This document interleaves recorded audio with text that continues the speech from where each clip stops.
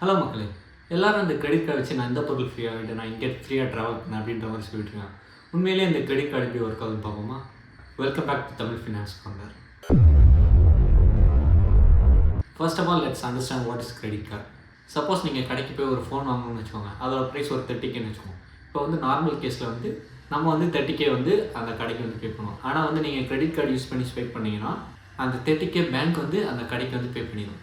நம்ம ஒரு 30 to 40 days time பீரியட்குள்ளே அந்த பேங்க் அந்த ரிமைனிங் 30K பே பண்ணிட்டா போதும். This is how it works. Also let's understand the difference between credit card and debit card. Debit கார்டுனா உங்கள் சேவிங்ஸ் அக்கௌண்ட்டில் எவ்வளோ இருக்கோ அதை மட்டும் தான் உங்களால் யூஸ் பண்ண முடியும். கிரெடிட் கார்டுனா உங்களுக்குன்னு ஒரு கிரெடிட் லிமிட் இருக்கும். இப்போ 1 lakh நீங்கள் ஸ்பெண்ட் பண்ணிக்கலாம் அப்படின்ற மாதிரி இருக்கும். அந்த 1 lakh லிமிட்டுக்குள்ளே நம்ம ஸ்பெண்ட் பண்ணிட்டு அதை ஒரு 30 to 40 டேஸ்க்குள்ளே நம்ம ரீபே பண்ணுற மாதிரி இருக்கும். அதுதான் credit card. Usually there is a term called billing cycle. இந்த மந்த் 1ஆம் தேதியிலேருந்து 30ஆம் தேதி வரைக்கும் என்னென்ன ஸ்பெண்ட் பண்ணீங்களோ அந்த ஸ்பெண்டிங்ஸ்லாம் கால்குலேட் பண்ணி 30th டே உங்களுக்கு ஒரு பில் ஜென்ரேட் ஆகும். இதுதான் பில்லிங் சைக்கிள்னு சொல்லுவாங்க. ஸோ அந்த பில்லிங் சைக்கிள் ஒரு 50 டேஸ் இல்லை 20 டேஸ் டைம் பீரியட் தருவாங்க. அதுக்குள்ளே நீங்கள் அந்த பில்லை பே பண்ணிடணும். ஸோ இந்த டைமுக்குள்ளே நீங்கள் பே பண்ணுற அமௌண்ட்டுக்கு எந்த இன்ட்ரெஸ்ட்டும் பே பண்ண தேவையில்லை, அதாவது 0 இன்ட்ரெஸ்ட்.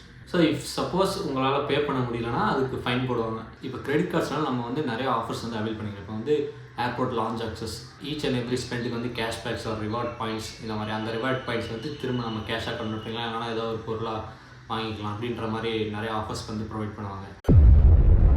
ஸோ இவ்வளோ ஆஃபர்ஸ் அண்ட் கேஷ்பேக்ஸ் ப்ரொவைட் பண்ணுறாங்க. ஸோ அவங்க எப்படி ப்ராஃபிட் பண்ணுவாங்க அப்படின்னு கேட்டிங்கன்னா, ஒவ்வொரு கிரெடிட் கார்டுக்கும் ஜாயினிங் ஃபீஸ் இருக்கும், அதுக்கப்புறம் ஆனுவல் மெயின்டெனன்ஸ் சார்ஜஸ் இருக்கும். ஸோ நீங்கள் life time free credit card வாங்கினீங்கன்னா 0 joining fees and 0 annual maintenance charges. இந்த மாதிரி இருக்க கிரெடிட் கார்டு ப்ரிஃபர் பண்ணுங்கள். How to get a credit card. எல்லாருக்குமே பேங்க்ஸ் கிரெடிட் கார்டு ப்ரொவைட் பண்ண மாட்டாங்க. உங்களோட சேலரி, உங்களோட சிபில் ஸ்கோர் இதெல்லாம் வச்சு எவ்வளோ கிரெடிட் லிமிட்டோட உங்களுக்கு கிரெடிட் கார்டு ப்ரொவைட் பண்ணலாம் அப்படின்றது பேங்க்ஸ் டிசைட் பண்ணுவாங்க. Also let's not forget about the hidden charges. இப்போ கிரெடிட் கார்டு யூஸ் பண்ணி நீங்கள் ஏடிஎம்ல வித்ட்ராவல் பண்ணவே கூடாது. வித்ட்ராவல் ஃபீஸ்ன்றது ஒன்று பிடிப்பாங்க. They will charge interest for late payment. அதுக்கப்புறம் லேட் பேமெண்ட் ஃபைன்னு கொஞ்சம் சார்ஜஸ் பிடிப்பாங்க. அதுக்கப்புறம் ஏதாச்சும் இன்டர்நேஷனல் பேமெண்ட்ஸ் பண்ணுறீங்கன்னா ஃபாரெக்ஸ் சார்ஜஸ் கொஞ்சம் பிடிப்பாங்க. ஒரு டிரான்சாக்ஷன் சார்ஜஸ், ஆனுவல் ஃபீஸ், இந்த மாதிரி நிறைய ஹிடன் சார்ஜஸ் இருக்குது.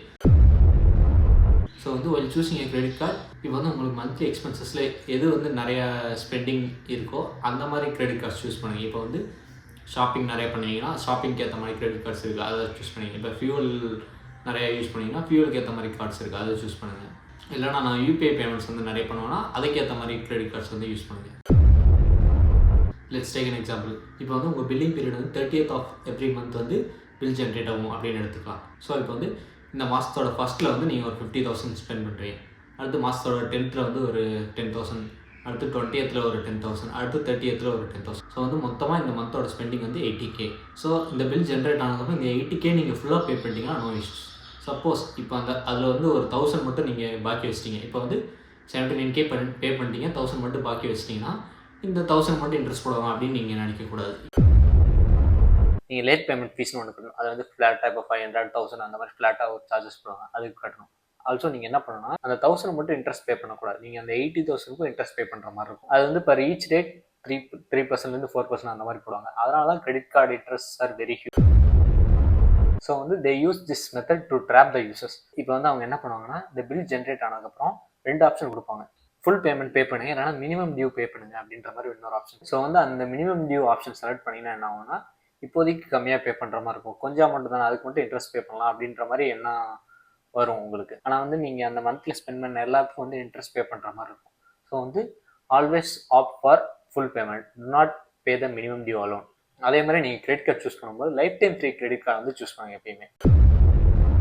அதே மாதிரி நமக்கு டிஃப்ரெண்ட் பர்பஸஸ்க்கு டிஃப்ரெண்ட் கிரெடிட் கார்டு. இப்போ நீங்கள் ஆன்லைன் ஷாப்பிங்ஸ் நிறைய பண்ணீங்க அப்படின்னா I can suggest Amazon pay, ICICI credit card. இல்லை நான் யூபிஐ பேமெண்ட்ஸ் அதிகமாக பண்ணேன் அப்படின்னா நீங்கள் Axis RuPay credit card use பண்ணுங்க. இப்போ நான் நிறைய அப்ராட் கண்ட்ரிஸ் டெவலப் பண்ணேன், அதனால் ஃபாரெக்ஸ் கார்டு ஒரு நல்ல கார்டு சொல்லுங்கன்னா Scapia is good option. So இன்னொரு விஷயம் என்னன்னா, எனக்கு இந்த மாதிரி நிறைய கேஷ்பேக்ஸ் வருது, ஆஃபர்ஸ் வருது, அதனால் நான் கிரெடிட் கார்டு ப்ரிஃபர் பண்ணுறேன் அப்படின்ற ஆப்ஷன் எடுக்காதீங்க. கிரெடிட் கார்டு என்னன்னா, இப்போ நீங்கள் 50K பர் மந்த் ஸ்பெண்ட் பண்ணுறீங்க, அந்த 50K உங்களுக்கு பே பண்ணுறதுக்கு அக்கௌண்ட்டில் இருக்கணும். அந்த அமௌண்ட் அக்கௌண்ட்டில் வச்சுட்டு தான் நீங்கள் கிரெடிட் கார்டு யூஸ் பண்ணணும். சப்போஸ் உங்கள்கிட்ட அந்த கேஷ் ரெடியாக இல்லைனா என்ன பண்ணுவீங்கன்னா, நீங்கள் இன்ட்ரெஸ்ட் மேலே இன்ட்ரெஸ்ட் பே பண்ணுற மாதிரி வரும். ஸோ எல்லாருக்கும் கிரெடிட் கார்டு முக்கியம் அப்படின்னு நான் சொல்ல வரல. நீங்கள் உங்கள் ஃபினான்ஷியல்ஸை டிசிப்ளின்டாக வச்சுப்பீங்க, நான் இன்ட்ரெஸ்ட் கட்டாமல் கரெக்டாக ப்ராப்பராக மேனேஜ் பண்ணேன் அப்படின்னு நினச்சிங்கன்னா மட்டும் கிரெடிட் கார்டு ப்ரிஃபர் பண்ணுங்க, இல்லைனா don't prefer credit cards. Also please don't fall into the trap of credit cards. இந்த மாதிரி எப்படி எப்படிலாம் உங்களை ட்ராப் பண்ணி அந்த இன்ட்ரெஸ்ட் பே பண்ண வைப்பாங்க அப்படின்ற மாதிரி சொல்லியிருக்கேன். நமக்கு கிரெடிட் கார்டு வாங்கியே ஆகணும் அப்படின்றது கட்டாயம் கிடையாது. If you want you can afford it. Also நான் இந்த வீடியோவில் வந்து இந்த கிரெடிட் கார்டு வாங்குங்க அப்படின்ற நோக்கத்தோட சொல்கிறது கிடையாது. நான் சொன்னது வந்து ஒரு எஜுகேஷனல் பர்பஸாக நீங்கள் உங்கள் ஃபினான்ஷியல்ஸை நல்லா அனலைஸ் பண்ணி உங்கள் ஃபினான்ஷியல் அட்வைசர்கிட்ட டிஸ்கஸ் பண்ணிட்டு நம்ம கிரெடிட் கார்டு வேணுமா வேணாமான்றது வந்து டிசைட் பண்ணுங்கள். Thank you. Will see you in the next video.